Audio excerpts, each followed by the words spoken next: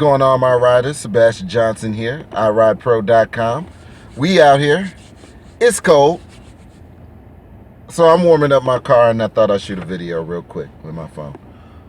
So I wanted to break down. I wanted to talk to y'all about why I ride share, my 5 reasons, and why I feel like everybody should just go ahead and sign up for this, regardless of what your situation is.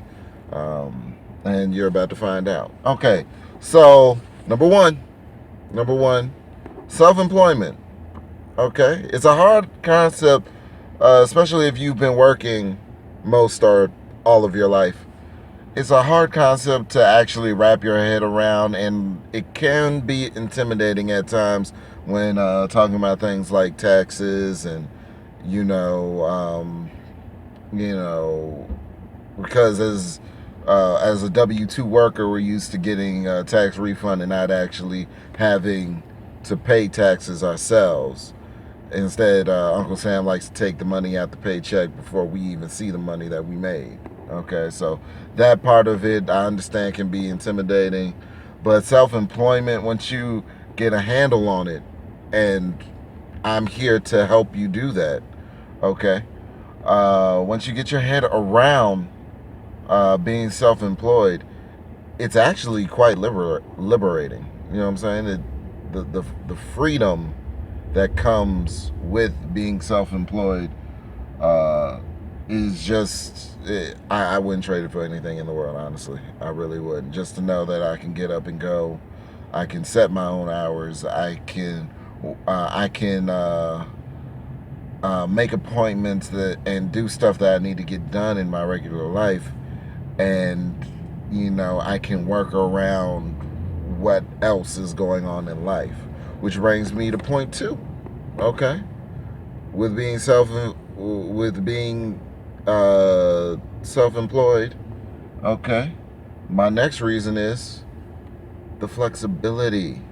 Okay, the flexibility to, like I said, work around what else you have going on in life. It really helps with that. Okay, if you're planning on doing this full time, I can guarantee you, I've heard stories from drivers where they were stuck at some boring job, and it really sucks when you have to do something for your family or something. So check this out. I used to work at a gas station that I will not name. Okay, I've actually worked at several gas stations. The more recent one is not the one I'm talking about, in case y'all over there and y'all see this video. I'm not talking about you guys. I'm talking about the one prior to this. Okay, and this girl, I come into work and this girl is crying. She's crying her eyes out because the manager will not let her leave. Her grandmother's in the hospital, and the manager would not let her leave.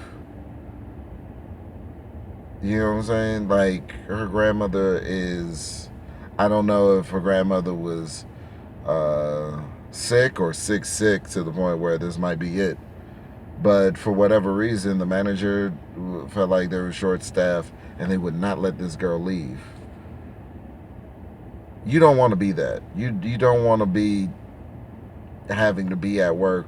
And this is actually a story throughout me working regular jobs, because I've worked 2 jobs for a while. Okay, this is actually a recurring thing where on occasion I hear about managers just being ridiculously uncompromising, and just outright not respecting people's families and people's lives. Okay, for their bottom line. So you don't want to be caught in that situation. So point two, flexibility. On a lighter note, we're going to get into point three. Point three, networking. On the side of me working and doing this, I'm also a musician. Okay, I'm a music artist, and networking with people. This has someone become a device to network in that aspect. I don't rush people, but one question that does pop up is, what else do you do besides this? Because people have seen and heard that there are comedians and there are music artists and there are artists, painters and things of that nature that are trying to make ends meet and actually doing more than making ends meet while they're pursuing their careers or pursuing their hobbies. Okay, doing this. So it's been real good on that end. They're like, what else do you do? I'm like, hey, I'm a music artist. You can check me out at. I'm not going to do any brand merging here, so you can check me out at suchandsuch.com. We have our own website. Music's up there. I got a lot of music up there, and y'all can go check that out. And then I have some music on my phone. If they want to listen to it, they can. And it's been great for that. It's actually been a very good device for that. So we did self-employment, flexibility, networking. Ow. Point 4. I don't see it. My fourth reason is I don't see anything wrong with the backup plan. Okay. I honestly don't see anything wrong with the backup plan. My regular job is I'm covered by a union, but a lot of people are not covered by unions. You understand? Okay, so I mean, there's nothing. I imagine, and I'm kind of mad that I'm sticking with my first job because they're actually treating me good at my job, so I'm not really in a rush to leave.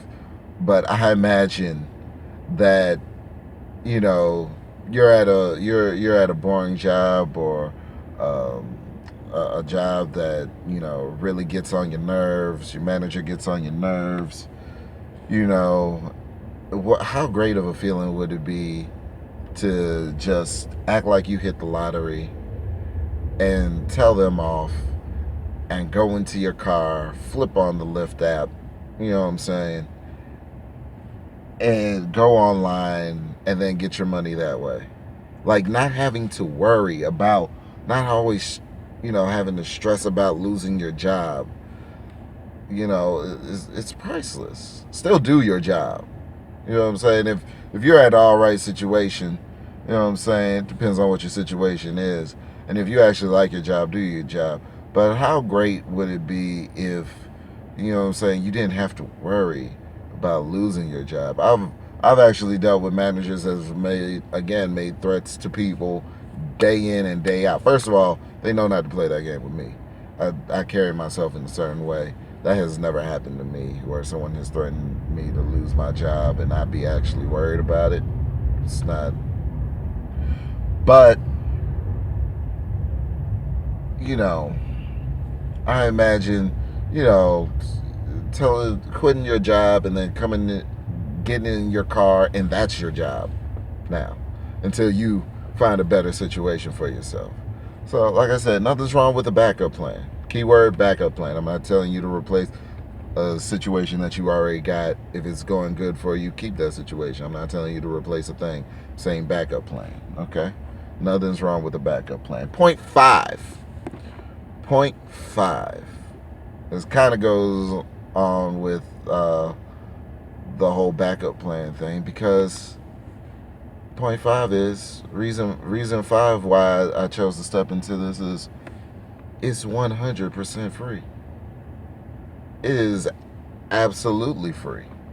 Now people say, "Oh, you need to have a car." Actually, the necessity to have a car thing isn't true anymore because uh, Lyft, I believe, has hyperdrive, which is a thing for you to get cars faster. I might actually do a whole video on that program because I've saw it, but I haven't done the research into it yet. I might actually do that tonight when I get home.